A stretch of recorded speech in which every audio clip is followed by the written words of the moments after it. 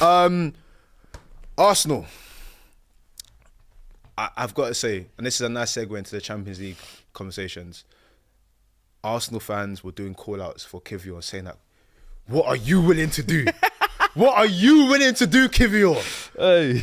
To stand up. And you know what? His performance, he had a good performance. Yeah. So now... Gabriel's all shaking her off. Like, this is what I want on Tuesday. Mbappe, this is what I want to see. So obviously, like, the result didn't go the way they wanted to go for it. Yeah. But how do you see... And there's no point downing on the whole Premier League stuff because they've been doing the same thing they've been doing. How do you see this game against Madrid going? Obviously, Madrid didn't get the result they wanted themselves. I'm seeing all of the players basically do soft PR, being like, this is not what we expect of ourselves, but we go again midweek. I saw Jude do it. I saw Mbappe do it. I saw maybe like 3 other Madrid players do the same thing. Training with a vengeance. Yeah, literally all of that type of stuff. How do you see this going? It's weird, bro. I can't call it. First leg's at the Emirates, right? I believe so. But I honestly, I don't know which way to call it because Madrid, it's like whenever they're supposed to almost like impress and turn up this season, they don't seem to.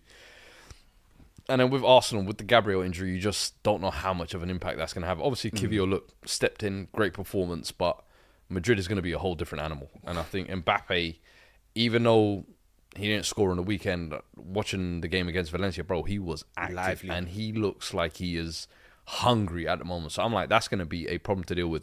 Vinny Jr., obviously not in the greatest form of his life, but he's missed the Champions League, bro. We've seen him in multiple campaigns step up on that type of night and say, you know what, forget what I'm doing in the league, I'm going to turn up tonight. And Tuesday could be one of those nights. So it all depends on who turns up on the day. I hate to almost like feel like I'm sitting on the fence here, but this Arsenal should see it as an opportunity, in my opinion, rather than going into this kind of fearful. They should learn the lesson from Bayern Munich last year. Last year, I remember thinking, you've actually got that path to the kind of the semi-final pretty much mapped out for you there. But they almost gave it away against Porto, got through that, and then against Bayern Munich looked a shadow of themselves. This year, you got through the last round. Now you're here against Real Madrid. I feel like there's a massive opportunity here. If they can set the tone in the first leg and make it hard for Real Madrid in the second leg defensively, that's where they're going to struggle because their defensive solidity has come from Saliba and Gabriel as a pairing. Now you don't have that. Is Ben White going to maybe slot in at centre-back? Is Timber going to be fully fit for both legs? Do you know? There's a lot of questions. Do you know what I love about this, right? Champions League, everything goes outside the window. Like form and stuff, it plays a part, but it's just 2 games. It's 2 games. For me, the reason why Arsenal have to rise, especially in this first game, is because I saw Chelsea go to the Bernabeu. They looked up and they said, "Wow, like I've only seen this on EAFC." Yeah, like that's what the Bernabeu can do to you.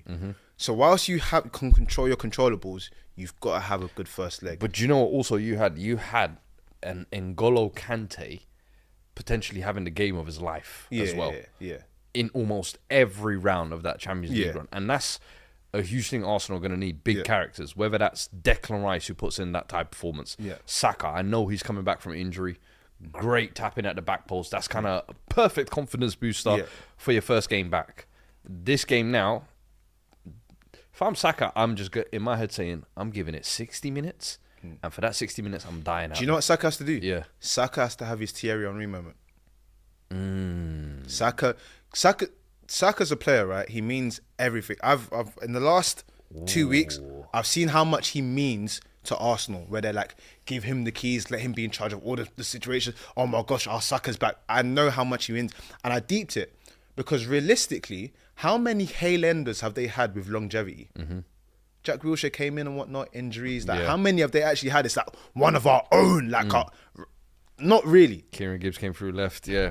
Chamberlain, they've not really had one like that. Even Chamberlain's from Southampton, yeah. Well, this is it. Yeah. Ramsey was from Cardiff, right? They've not really had one. So I understand why he means so much. He's done loads of great stuff for them. He's had loads of moments. Champions League, remember everyone's like, oh, they're getting on about Saka. He's not played Champions League. He's arrived now. If Bukayo Saka has his Henry moment. What a time to do it. What a time to do it. What a club to do it against. What a stage to do it on. Like, it's set up there for you, but at the same time, I think coming this fresh back from injury, I think that's almost a little bit unfair pressure. The thing is, it's not pressure because but no one I expects understand anything as well. from you. You do demand from your best players to kind of step up in these kind of big moments, but I think that's a bit of hopium almost. No, so for me, the way I look at it is, realistically, this is like Saka looking at change room. I carried you, man, all season. I was out for 100 days. All I need from you guys, just give me one chance. Just give me one chance. You see the goal he scored? Just give me the one chance. Do you know the one I'm looking at? Odegaard. Martinelli, bro. Oh yeah, because I can't lie, Martinelli the last couple of weeks. he's restoring the feeling a little bit. Looking Yeah, a little jinky. like, he found his Brazilian passport. I was like, yo, hold on, what's happening here, bro? He seems like he's fresh. Yeah. And that's the best way I can describe it. Yeah. And I'm like, I think the focus could all be on Saka and Odegaard and what could they do. And also Odegaard, hello, former club that let you go. Big stage right here. Mr. Capitan, underperforming for the past month or two. What better way to return and redeem? Boy. Hey, big characters, that's what you're going to need anyway. Boy. But I think Martinelli, he could be almost like a sleeper. Everybody forgets about him, but he's the one that pops up. Similar like you remember Rodrigo versus... I was about to say Rodrigo. Yeah. Just like that, yeah. Rodrigo. The thing is, a lot of people try to write Arsenal off. I don't think you can write off teams. Ooh. Go on. I think Mariah Yeah. might have said something here that connected the dots for me. She said, or he or she's, apologies. Can't tell what the name. Engaged Martinelli, moving different. What he's saying, he's focused. Focused. I hear it. I like that one, you know. I hear it. Engaged Martinelli. What are they saying? Settled men. Alex Ferguson thing. You know, Sir Alex was telling them to get married early, not date pop stars. Hey, I can see similarities between Mikel. You know, he's like, Well, look. Iron Fist. Enzo tried to touch the streets, came back home, form returned. Hey. We say what you see in the correlation. I'm just connecting dots. Oh, I haven't boy. made an observation yet. Quickly, Inter, Bayern. Obviously, Musiala picked up an injury. They've picked up a few injuries. Yeah. That could be a Kind of big bit one. bleak. Have they said how long potentially it could be? They've not. I don't think they've officially said, but they said that it looks like if it's his hammy, he's out for the rest of the season.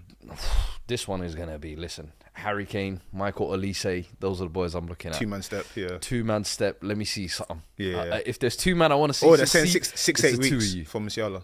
Yeah, it's two-man step time. Yeah. It's a Oh, two-man Warida. step time. Oh, Warida. Two-man step time. The thing I'm going to be looking at, I think, though, Simeone. How he obviously sets them up. I think that's the biggest thing. With Inter Milan, you don't look at any one individual to really make the difference in the team. Bro, they've got quality all over the pitch. Thuram, Barella, Bastoni. Even Dumfries on the wing actually pops up when needed. Do you know what I mean? But Lautaro finding a few goals in the last couple of weeks as well. How Inter kind of set up, I think, will kind of dictate how the game goes. And Musiala is a big needle mover.